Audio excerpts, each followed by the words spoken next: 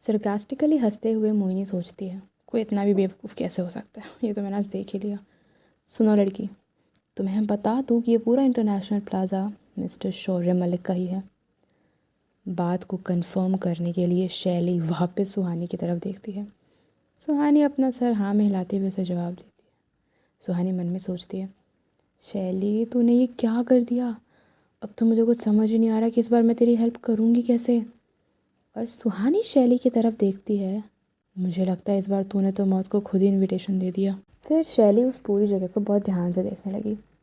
वहाँ पर जितने भी शो पीस रखे थे, जितने भी फर्नीचर्स थे या जितनी भी महंगी चीज़ें थी, उन सबको ध्यान से देख के वो मन में सोचती है, इसका मतलब ये सब कुछ मेरा भी है। बस इतना सोचते ही वो ठहाके लगा लगा के हंसना शुरू कर देती है। सबको लग रहा था कि शैली किसी मेंटल हॉस्पिटल से भाग कर आई है, क्योंकि इस कंडीशन में भी वो हंस रही थी। लेकिन वहाँ पे खड़ा अनुज शैली की हंसी का कारण बहुत अच्छे से समझ रहा था। वो भी अपने मन में शैली को पॉइंट मारते हुए सोचता है, तो फाइनली मैडम को पता चल ही गया कि ये भी इस पूरे प्लाज़ा की मालकिन है। जितना पैसा अकेला ये इंटरनेशनल प्लाज़ा बना लेता है, उससे तो किसी की पूरी ज़िंदगी ऐशो आराम में बीत जाए। शैली को ऐसा बिहेव करते देख परितोष को लगा कि सच में उसके अंदर कोई भूत प्रेत या आत्मा आ गई है। वो नीचे हुआ और शैली को अपने कंधे पर लेके वहाँ से भागने लगा। इसी वजह से शैली का सर नीचे हो गया और पैर ऊपर। उसको सब कुछ गोल गोल घूमता हुआ सा दिख रहा था। जब उसे समझ में आया कि परितोष ने क्या किया है, तो वो ज़ोर से चिल्लाने लगी, ए परितोष, तू कर क्या रहा है, मुझे नीचे उतार। लेकिन परितोष ने उसकी एक भी बात नहीं सुनी और उसको लेकर भागता ही रहा। मैंने कहा मुझे नीचे उतार, मैं उस चुड़ैल को छोड़ूंगी नहीं। उसे अभी मोहिनी से बदला लेना था, और अगर सही में उसको एक बार नीचे उतार दिया जाए तो जीत उसी की होगी। ऐसा उसने अपने मन में पूरी तरीके से सोच लिया था। शैली तू कर सकती है, तुझे उसके सामने अपनी भड़ास निकालनी होगी। तुझे उसको इतना डराना होगा कि वो डाइवोर्स के लिए तुरंत मान जाए और अभी के अभी तेरे सामने से चला जाए। बोल शैली बोल। इतना सोच के मन में उसने पक्का निश्चय कर लिया था। वो आगे बोलने जा रही थी, लेकिन तभी किसी ने उसके मुंह पे हाथ रख दिया। सुहानी ने उसका मुंह बंद कर दिया ताकि वो अपने मुंह से कुछ बकवास बातें ना बोले और जो बात पहले से बिगड़ चुकी है वो और ना बिगड़ जाए। शौर्य से माफ़ी मांगते हुए सुहानी कहती है, सॉरी मिस्टर मलिक, हमारी दोस्त आज थोड़ी सी पागल हो गई है। हम जा रहे हैं यहाँ से और आगे से ऐसा कुछ भी नहीं होगा। और एक बार फिर से सॉरी सर। बाकी सब ने भी ऐसा ही किया, यहाँ तक कि समायरा और ऋषभ ने भी, जिसकी वजह से शैली को और ज़्यादा गुस्सा आ रहा था। ऋषभ बड़े ही अदब से बोलता है, हमसे गलती हुई है मिस्टर मलिक, तो हम माफ़ी चाहेंगे और हम बस जा रहे हैं। फिर उन्होंने लिफ्ट लिया और नीचे चले गए। वहीं परितोष ने अभी भी शैली को अपने कंधे पे उठा रखा था, जिसकी वजह से लोग उनको अजीब नज़रों से देख रहे थे। जब वो पार्किंग में अपनी गाड़ियों के पास पहुंच गए, तब जाके फाइनली परितोष ने शैली को नीचे खड़ा किया और अपने दोस्तों से हाफता हुआ बोला, ये टॉम बॉय को हमें अभी के अभी मेंटल हॉस्पिटल लेके जाना पड़ेगा, चलो जल्दी से। इतने समय तक उसने शैली को अपने कंधों पे उठाए रखा था तो वो बहुत ज़्यादा थक गया था। हाँ, मुझे तो लगता है सिर्फ जाने से नहीं होगा, हमें उस हॉस्पिटल के चेयरमैन से भी बात करनी पड़ेगी और ये भी बोल देंगे कि इमरजेंसी वाला केस है तो तुरंत इलाज शुरू करना बहुत ज़्यादा ज़रूरी है। इतना बोल के वो ज़मीन पे बैठ गया और लंबी लंबी सांसें लेने लगा। सब परितोष को सिंपैथी भरी नज़रों से देख रहे थे, क्योंकि उसने इतना भारी काम जो किया था।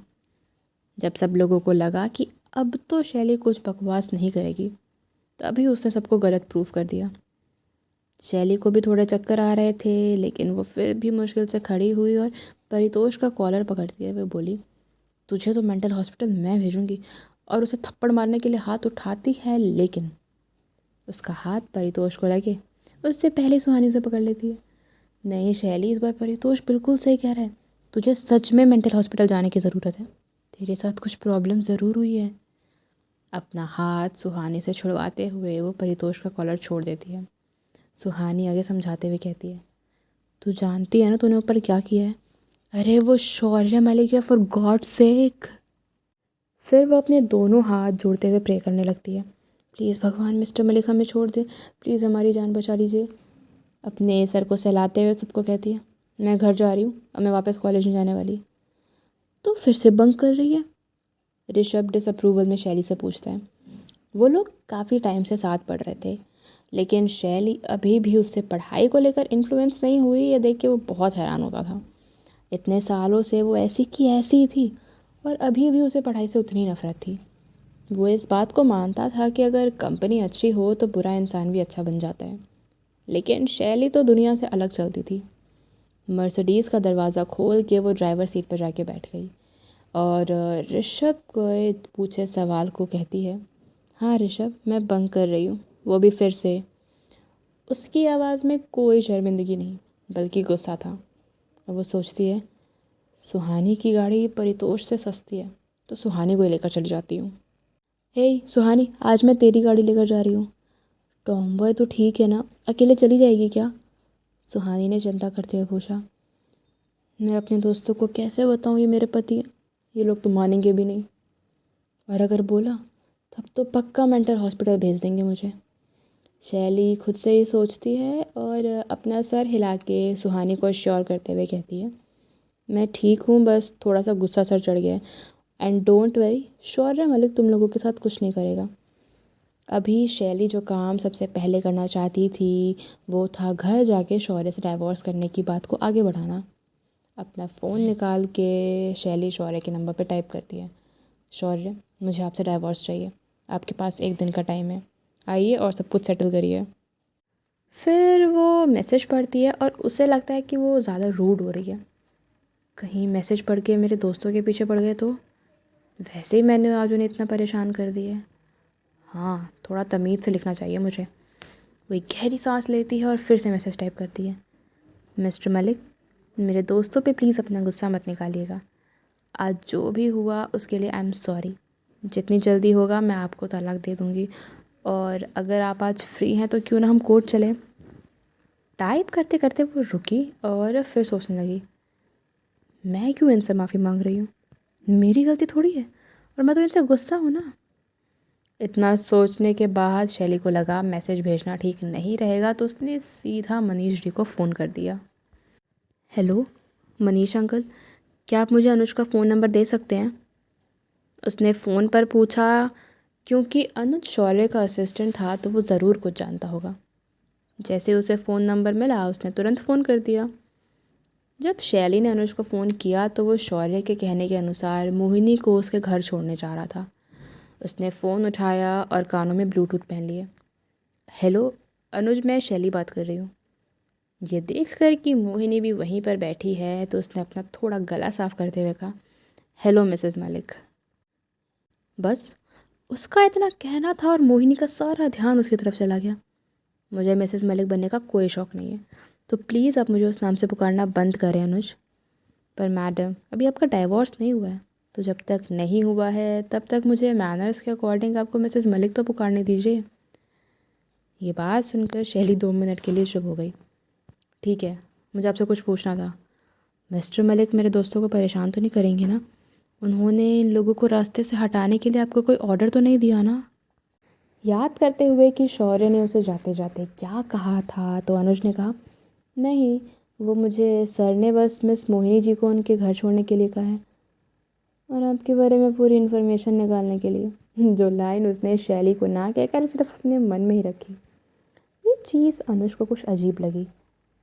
आमतौर पर अगर कोई भी शौर्य को परेशान करता था या कोई चीज़ परेशान करती थी तो वो हमेशा अनुज को उससे डील करने के लिए बोल देता था, लेकिन यहाँ पर उसने सिर्फ उसको शैली की इन्फॉर्मेशन निकालने को कहा। कहीं ऐसा तो नहीं कि शौर्य को शैली पसंद आ गई? अनुज का जवाब सुनकर उसे थोड़ी सी शांति मिली। अच्छा ठीक है, क्या आप मुझे उनकी कंपनी का एड्रेस भेज सकते हो? अनुज को इन सब चीज़ों से बचाने के लिए शैली ने डिसाइड किया कि अब मामला उसे अपने हाथों में लेना होगा और डाइवोर्स के लिए शौर्य से खुद ही बात करनी होगी। जो भी शैली को चाहिए था अनुज ने उसको वो भेज दिया। शैली कहती है, जब मैं कंपनी पहुंचूं तो ऐसे बिहेव करना जैसे आप मुझे जानते ही नहीं, क्योंकि मैं नहीं चाहती कि मेरी वजह से शौर्य आपके साथ भी कुछ उल्टा सीधा करे, ठीक है? शैली की माने तो शौर्य बहुत ही छोटा इंसान था।